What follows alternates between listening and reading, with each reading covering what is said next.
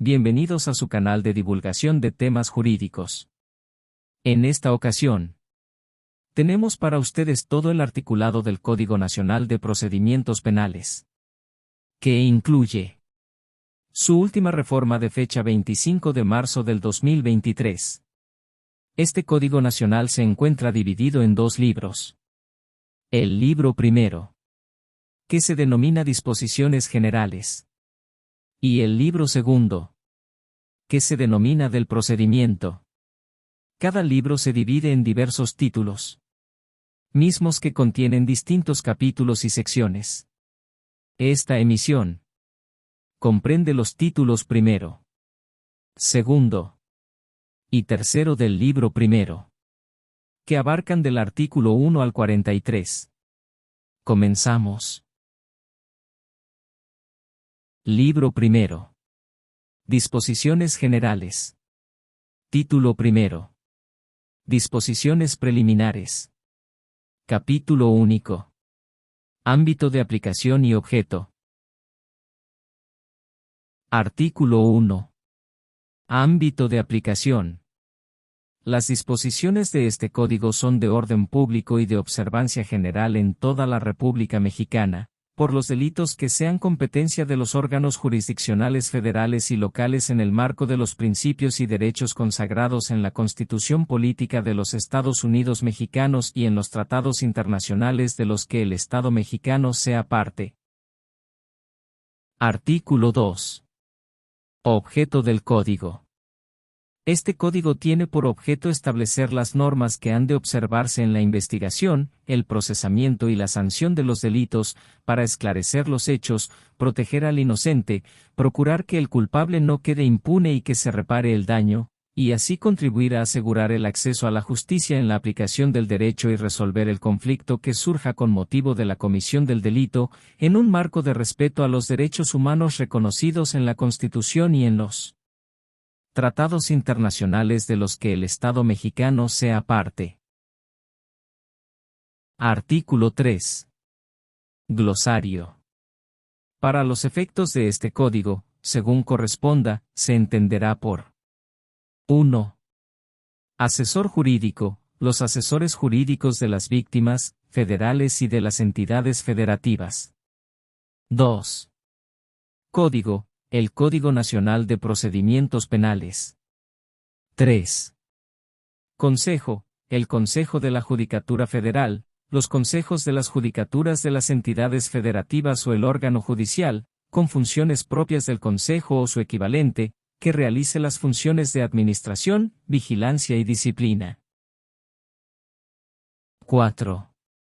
Constitución, la Constitución Política de los Estados Unidos Mexicanos. 5. Defensor, el Defensor Público Federal, Defensor Público o de oficio de las entidades federativas, o defensor particular. 6. Entidades federativas, las partes integrantes de la federación a que se refiere el artículo 43 de la Constitución. 7. Juez de control, el órgano jurisdiccional del fuero federal o del fuero común que interviene desde el principio del procedimiento y hasta el dictado del auto de apertura a juicio, ya sea local o federal. 8. Ley orgánica, la ley orgánica del Poder Judicial de la Federación o la ley orgánica del Poder Judicial de cada entidad federativa. 9. Ministerio Público, el Ministerio Público de la Federación o al Ministerio Público de las entidades federativas. 10. Órgano jurisdiccional, el juez de control, el tribunal de enjuiciamiento o el tribunal de alzada ya sea del fuero federal o común. 11. Perspectiva de género, concepto que se refiere a la metodología y los mecanismos que permiten identificar, cuestionar y valorar la discriminación, desigualdad y exclusión de las mujeres, que se pretende justificar con base en las diferencias biológicas entre mujeres y hombres, así como las acciones que deben emprenderse para actuar sobre los factores de género y crear las condiciones de cambio que permitan avanzar en la construcción de la igualdad de género. 12. Policía, los cuerpos de policía especializados en la investigación de delitos del fuero federal o del fuero común, así como los cuerpos de seguridad pública de los fueros federal o común, que en el ámbito de sus respectivas competencias actúan todos bajo el mando y la conducción del Ministerio Público para efectos de la investigación, en términos de lo que disponen la Constitución, este Código y demás disposiciones aplicables. 13. Procurador, el titular del Ministerio Público de la Federación o del Ministerio Público de las entidades federativas o los fiscales generales en las entidades federativas. 14. Procuraduría, la Procuraduría General de la República, las Procuradurías Generales de Justicia y Fiscalías Generales de las entidades federativas. 15. Tratados, los tratados internacionales en los que el Estado mexicano sea parte. 16. Tribunal de Enjuiciamiento, el órgano jurisdiccional del fuero federal o del fuero común integrado por uno o tres juzgadores, que interviene después del auto de apertura a juicio oral, hasta el dictado y explicación de sentencia, y 17. Tribunal de Alzada, el órgano jurisdiccional integrado por uno o tres magistrados, que resuelve la apelación, federal o de las entidades federativas. Título 2. Principios y derechos en el procedimiento. Capítulo 1. Principios en el procedimiento. Artículo 4. Características y principios rectores. El proceso penal será acusatorio y oral, en él se observarán los principios de publicidad, contradicción, concentración, continuidad e inmediación y aquellos previstos en la Constitución, tratados y demás leyes. Este código y la legislación aplicable establecerán las excepciones a los principios antes señalados, de conformidad con lo previsto en la Constitución. En todo momento, las autoridades deberán respetar y proteger tanto la dignidad de la víctima como la dignidad del imputado. Artículo 5. Principio de publicidad. Las audiencias serán públicas, con el fin de que a ellas accedan no solo las partes que intervienen en el procedimiento sino también el público en general, con las excepciones previstas en este código. Los periodistas y los medios de comunicación podrán acceder al lugar en el que se desarrolle la audiencia en los casos y condiciones que determine el órgano jurisdiccional conforme a lo dispuesto por la Constitución, este código y los acuerdos generales que emita el Consejo. Artículo 6. Principio de contradicción. Las partes podrán conocer, controvertir o confrontar los medios de prueba, así como oponerse a las peticiones y alegatos de la otra parte, salvo lo previsto en este código. Artículo 7. Principio de continuidad. Las audiencias se llevarán a cabo de forma continua, sucesiva y secuencial, salvo los casos excepcionales previstos en este código. Artículo 8. Principio de concentración. Las audiencias se desarrollarán preferentemente en un mismo día o en días consecutivos hasta su conclusión, en los términos previstos en este código, salvo los casos excepcionales establecidos en este ordenamiento. Asimismo, las partes podrán solicitar la acumulación de procesos distintos en aquellos supuestos previstos en este código. Artículo 9. Principio de inmediación. Toda audiencia se desarrollará íntegramente en presencia del órgano jurisdiccional, así como de las partes que deban de intervenir en la misma, con las excepciones previstas en este código. En ningún caso, el órgano jurisdiccional podrá delegar en persona alguna la admisión, el desahogo o la valoración de las pruebas, ni la emisión y explicación de la sentencia respectiva. Artículo 10. Principio de igualdad ante la ley. Todas las personas que intervengan en el procedimiento penal recibirán el mismo trato y tendrán las mismas oportunidades para sostener la acusación o la defensa. No se admitirá discriminación motivada por origen étnico o nacional, género, edad, discapacidad, condición social, condición de salud, religión, opinión, preferencia sexual, estado civil o cualquier otra que atente contra la dignidad humana y tenga por objeto anular o menoscabar los derechos y las libertades de las personas. Las autoridades velarán porque las personas en las condiciones o circunstancias señaladas en el párrafo anterior, sean atendidas a fin de garantizar la igualdad sobre la base de la equidad en el ejercicio de sus derechos. En el caso de las personas con discapacidad, deberán preverse ajustes razonables al procedimiento cuando se requiera. Artículo 11.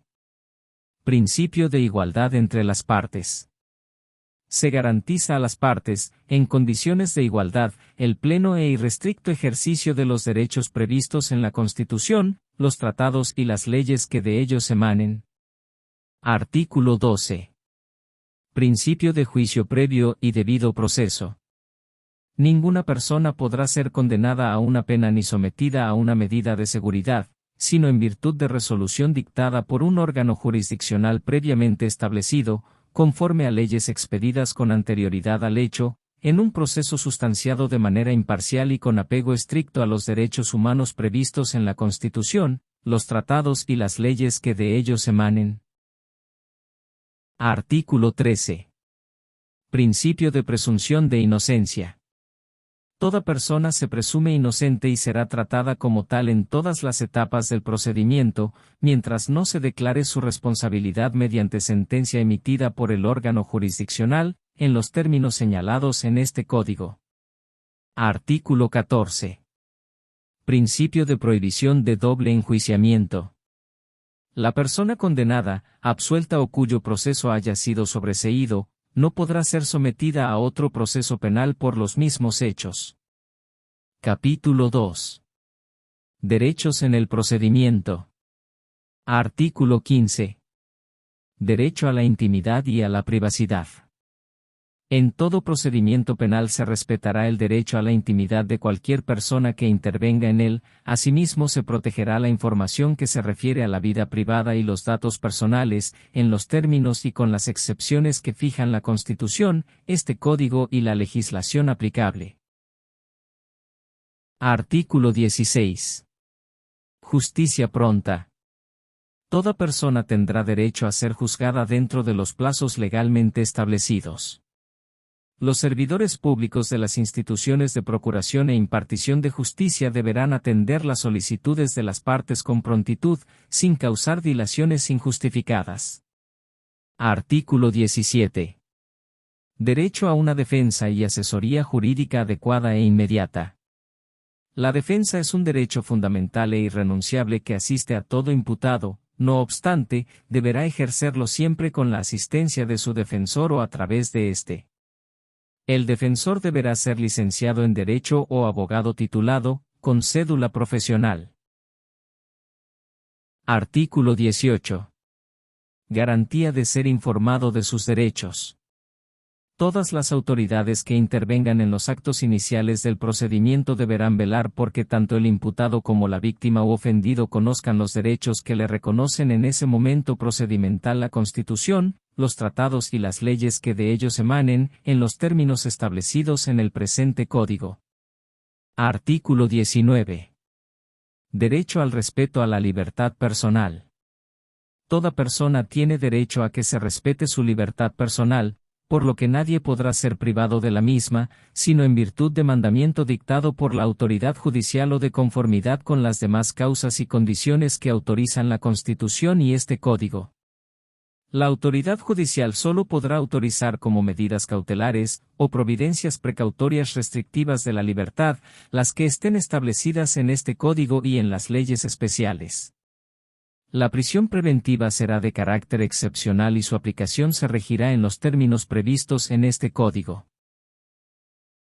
Título 3. Competencia. Capítulo 1. Generalidades. Artículo 20.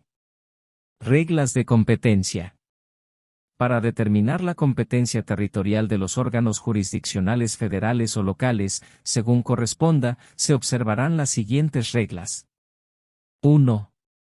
Los órganos jurisdiccionales del fuero común tendrán competencia sobre los hechos punibles cometidos dentro de la circunscripción judicial en la que ejerzan sus funciones, conforme a la distribución y las disposiciones establecidas por su ley orgánica, o en su defecto, conforme a los acuerdos expedidos por el Consejo. 2. Cuando el hecho punible sea del orden federal, conocerán los órganos jurisdiccionales federales. 3. Cuando el hecho punible sea del orden federal pero exista competencia concurrente, deberán conocer los órganos jurisdiccionales del fuero común, en los términos que dispongan las leyes. 4. En caso de concurso de delitos, el Ministerio Público de la Federación podrá conocer de los delitos del fuero común que tengan conexidad con delitos federales cuando lo considere conveniente. Asimismo, los órganos jurisdiccionales federales, en su caso, tendrán competencia para juzgarlos. Para la aplicación de sanciones y medidas de seguridad en delitos del fuero común, se atenderá a la legislación de su fuero de origen. En tanto la Federación no ejerza dicha facultad, las autoridades estatales estarán obligadas a asumir su competencia en términos de la fracción primera de este artículo. 5. Cuando el hecho punible haya sido cometido en los límites de 2 circunscripciones judiciales, será competente el órgano jurisdiccional del fuero común o federal, según sea el caso, que haya prevenido en el conocimiento de la causa. 6. Cuando el lugar de comisión del hecho punible sea desconocido, será competente el órgano jurisdiccional del fuero común o federal, según sea el caso, de la circunscripción judicial dentro de cuyo territorio haya sido detenido el imputado, a menos que haya prevenido el órgano jurisdiccional de la circunscripción judicial donde resida.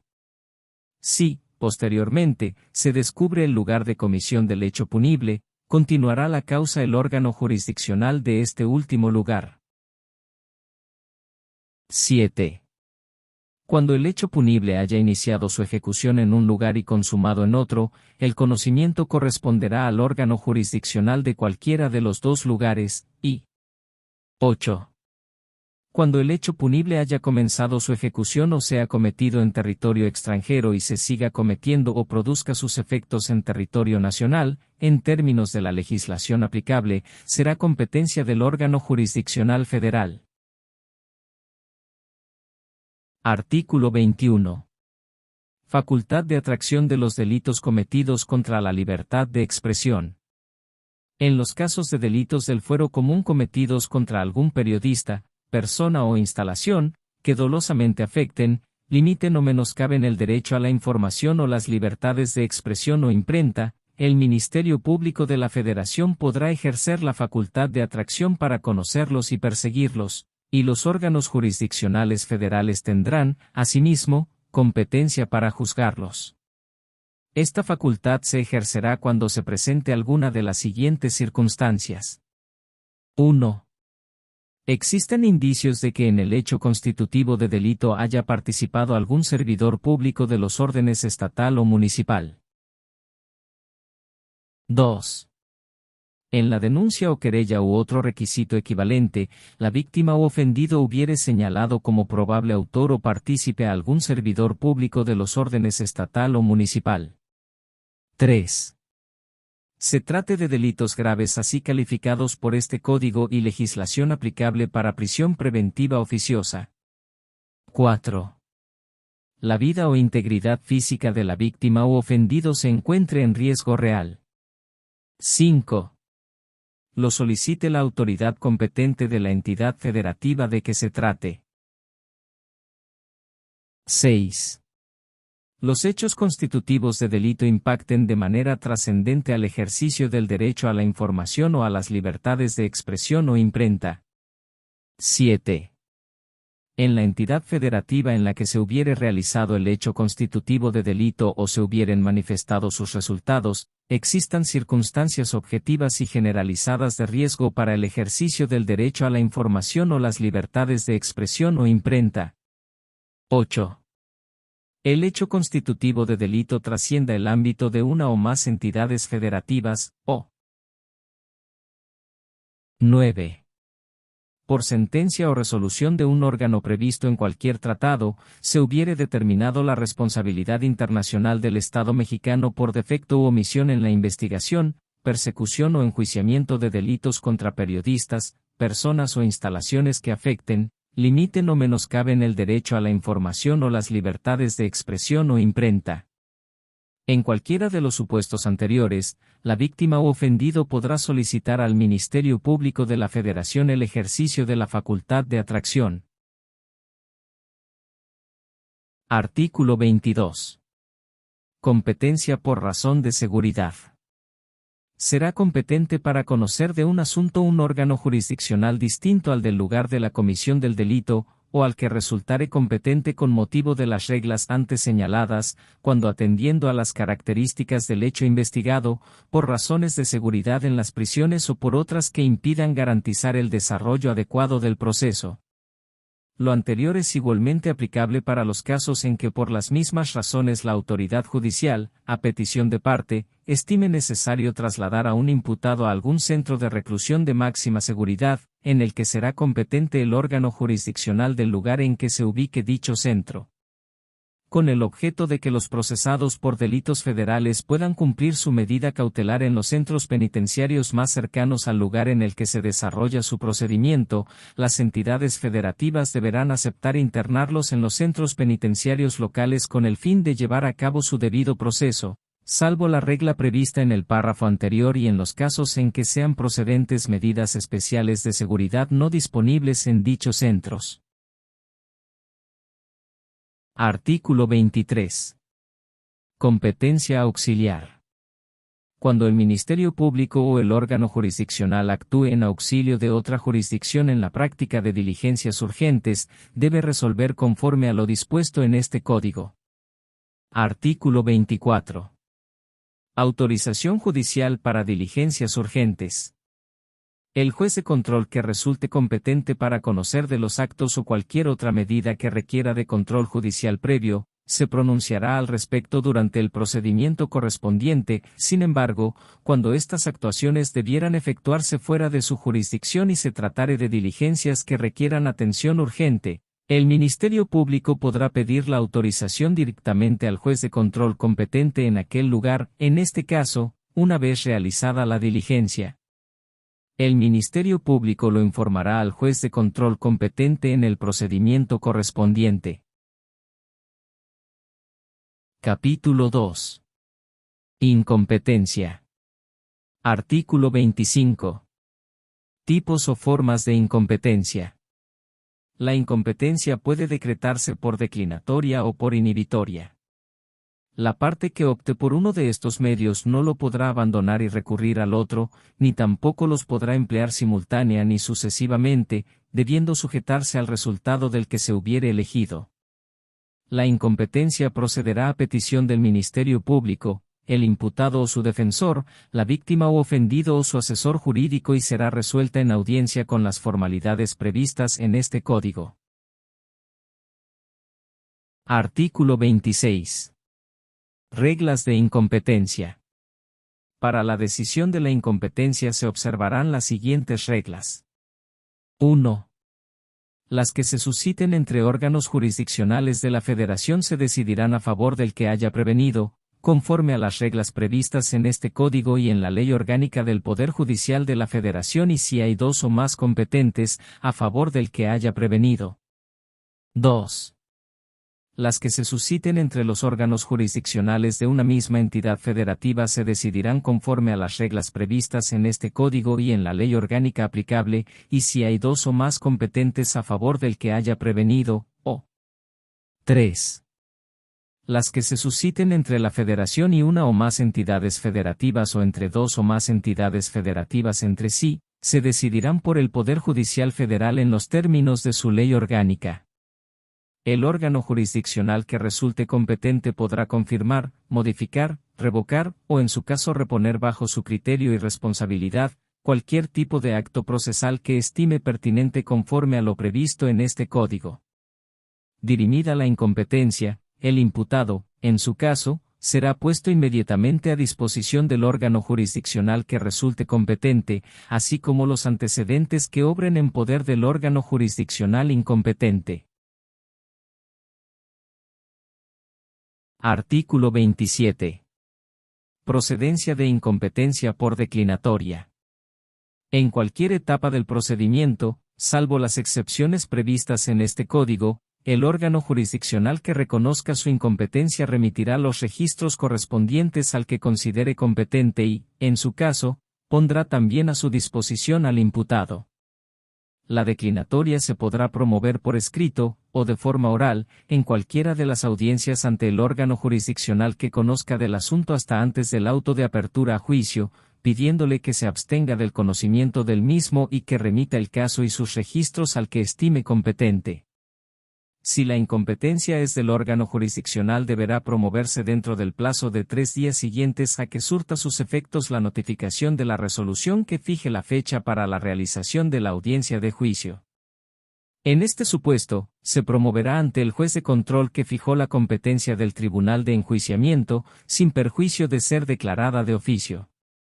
No se podrá promover la declinatoria en los casos previstos de competencia en razón de seguridad. Artículo 28. Procedencia de incompetencia por inhibitoria.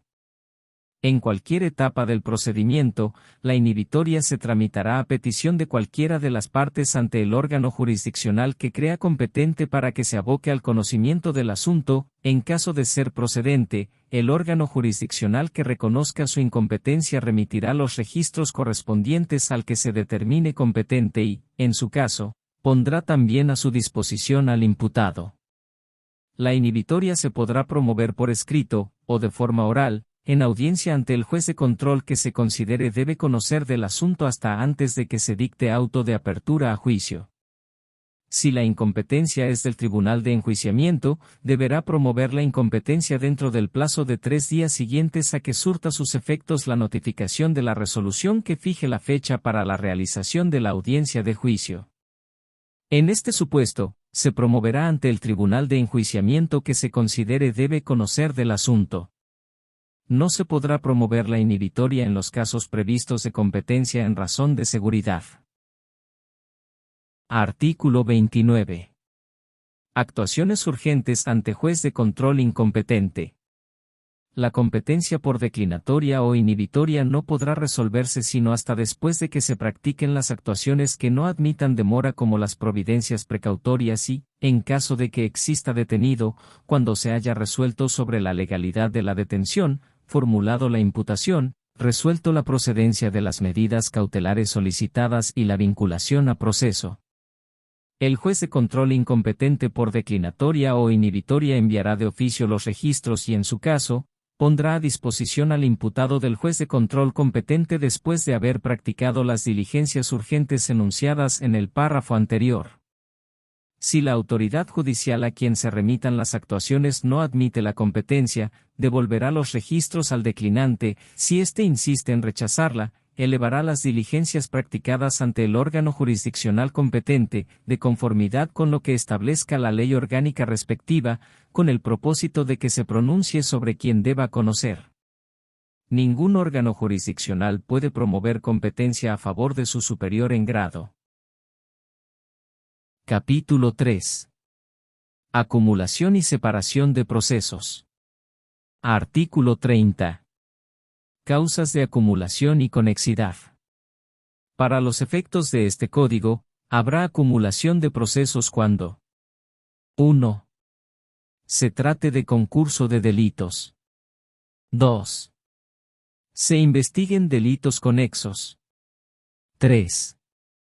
En aquellos casos seguidos contra los autores o partícipes de un mismo delito, o 4. Se investigue un mismo delito cometido en contra de diversas personas. Artículo 31. Competencia en la acumulación.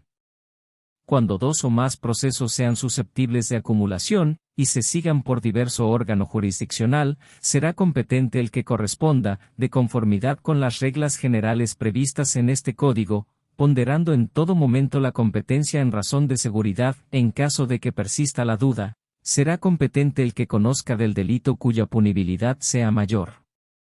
Si los delitos establecen la misma punibilidad, la competencia será del que conozca de los actos procesales más antiguos, y si estos comenzaron en la misma fecha, el que previno primero. Para efectos de este artículo, se entenderá que previno quien dictó la primera resolución del procedimiento. Artículo 32. Término para decretar la acumulación. La acumulación podrá decretarse hasta antes de que se dicte el auto de apertura a juicio. Artículo 33. Sustanciación de la acumulación. Promovida la acumulación, el juez de control citará a las partes a una audiencia que deberá tener lugar dentro de los 3 días siguientes, en la que podrán manifestarse y hacer las observaciones que estimen pertinentes respecto de la cuestión debatida y sin más trámite se resolverá en la misma lo que corresponda. Artículo 34. Efectos de la acumulación. Si se resuelve la acumulación, el juez de control solicitará la remisión de los registros, y en su caso, que se ponga a su disposición inmediatamente al imputado o imputados. El juez de control notificará a aquellos que tienen una medida cautelar diversa a la prisión preventiva la obligación de presentarse en un término perentorio ante él, así como a la víctima u ofendido. Artículo 35. Separación de los procesos. Podrá ordenarse la separación de procesos cuando concurran las siguientes circunstancias. 1. Cuando la solicite una de las partes antes del auto de apertura al juicio, y 2. Cuando el juez de control estime que de continuar la acumulación el proceso se demoraría. La separación de procesos se promoverá en la misma forma que la acumulación. La separación se podrá promover hasta antes de la audiencia de juicio. Decretada la separación de procesos, conocerá de cada asunto el juez de control que conocía antes de haberse efectuado la acumulación. Si dicho juzgador es diverso del que decretó la separación de procesos, no podrá rehusarse a conocer del caso, sin perjuicio de que pueda suscitarse una cuestión de competencia. La resolución del juez de control que declare improcedente la separación de procesos, no admitirá recurso alguno. Capítulo 4. Excusas, recusaciones e impedimentos. Artículo 36. Excusa o recusación. Los jueces y magistrados deberán excusarse o podrán ser recusados para conocer de los asuntos en que intervengan por cualquiera de las causas de impedimento que se establecen en este Código, mismas que no podrán dispensarse por voluntad de las partes. Artículo 37. Causas de impedimento. Son causas de impedimento de los jueces y magistrados. 1. Haber intervenido en el mismo procedimiento como Ministerio Público, defensor, asesor jurídico, denunciante o querellante, o haber ejercido la acción penal particular, haber actuado como perito, consultor técnico, testigo o tener interés directo en el procedimiento. 2. Ser cónyuge, concubina o concubinario, conviviente, tener parentesco en línea recta sin limitación de grado, en línea colateral por consanguinidad y por afinidad hasta el segundo grado con alguno de los interesados, o que éste cohabite o haya cohabitado con alguno de ellos. 3. 0. Haber sido tutor, curador, haber estado bajo tutela o curatela de alguna de las partes. 0. Haber sido administrador de sus bienes por cualquier título. 4. Cuando él, su cónyuge, concubina, concubinario, conviviente, o cualquiera de sus parientes en los grados que expresa la fracción 2 de este artículo, tenga un juicio pendiente iniciado con anterioridad con alguna de las partes. 5. Cuando él, su cónyuge, concubina, concubinario, conviviente, o cualquiera de sus parientes en los grados que expresa la fracción 2 de este artículo, sea acreedor, deudor, arrendador, arrendatario o fiador de alguna de las partes, o tengan alguna sociedad con estos. 6. Cuando antes de comenzar el procedimiento o durante éste, haya presentado él, su cónyuge, concubina, concubinario, conviviente o cualquiera de sus parientes en los grados que expresa la fracción 2 de este artículo, querella, denuncia, demanda o haya entablado cualquier acción legal en contra de alguna de las partes, o cuando antes de comenzar el procedimiento hubiera sido denunciado o acusado por alguna de ellas. 7. Haber dado consejos o manifestado extrajudicialmente su opinión sobre el procedimiento o haber hecho promesas que impliquen parcialidad a favor o en contra de alguna de las partes. 8. Cuando él, su cónyuge, concubina, concubinario, conviviente o cualquiera de sus parientes en los grados que expresa la fracción 2 de este artículo, hubiera recibido o reciba beneficios de alguna de las partes o si, después de iniciado el procedimiento, hubiera recibido presentes o dádivas independientemente de cuál haya sido su valor, o 9. Para el caso de los jueces del Tribunal de Enjuiciamiento, haber fungido como juez de control en el mismo procedimiento. Artículo 38. Excusa. Cuando un juez o magistrado advierta que se actualiza alguna de las causas de impedimento, se declarará separado del asunto sin audiencia de las partes y remitirá los registros al órgano jurisdiccional competente, de conformidad con lo que establezca la ley orgánica, para que resuelva quién debe seguir conociendo del mismo. Artículo 39. Recusación. Cuando el juez o magistrado no se excuse a pesar de tener algún impedimento, procederá la recusación. Artículo 40. Tiempo y forma de recusar. La recusación debe interponerse ante el propio juez o magistrado recusado, por escrito y dentro de las 48 horas siguientes a que se tuvo conocimiento del impedimento.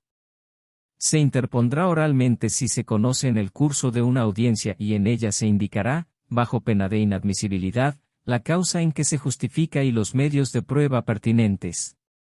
Toda recusación que sea notoriamente improcedente o sea promovida de forma extemporánea será desechada de plano. Artículo 41. Trámite de recusación.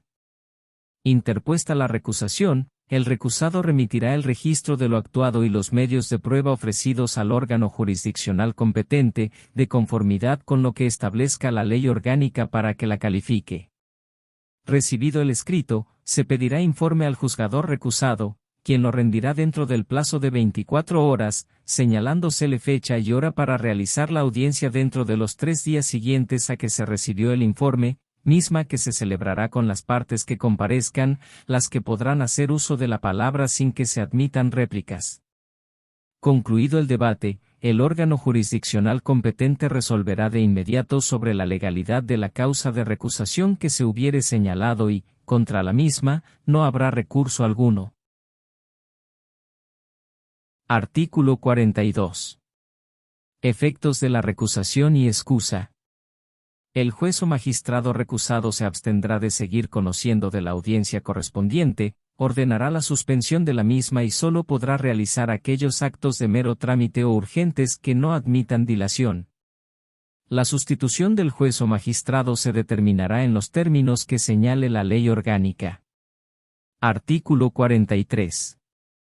Impedimentos del Ministerio Público y de peritos.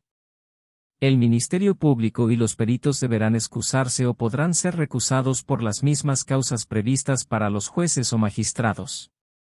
La excusa o la recusación será resuelta por la autoridad que resulte competente de acuerdo con las disposiciones aplicables, previa realización de la investigación que se estime conveniente. No olvides darle me gusta, suscribirte y darle clic a la campanita para que se te informe sobre nuevo contenido.